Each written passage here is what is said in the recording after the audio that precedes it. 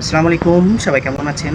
সম্প্রতি মালয়েশিয়ার calling visa খুলে দিয়েছে এবং নতুন করে লোক আসার প্রসেসিং অল্প অল্প করে চালু হচ্ছে।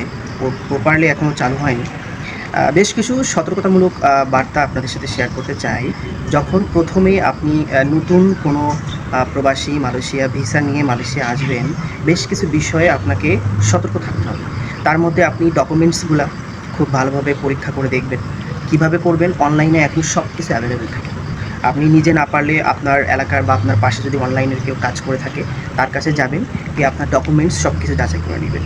দ্বিতীয়ত, আপনি যে এজেন্সিতে আসবেন, যে এজেন্সির সাথে আপনার চুক্তি হচ্ছে, সেই এজেন্সি আগে পরে লোক পাঠানোর অভিজ্ঞতা আছে কি না, এবং সেই সমস্ত লোক যারা যারা ওই এজেন্সির মাধ্যমে গেছে, তাদের ফিডব্যাকটা নেওয়ার চেষ্টা করবেন। তাদের সাথে যোগাযোগ করার চেষ্টা করবেন যে ওই এজেন্সি যে প্রতিশ্রুতি দিয়েছিল, সেই প্রতিশ্রুতি মোতাবেক কাজ পেয়েছে কি না, সেই সুযোগ সুবিধা পেয়েছে কি না।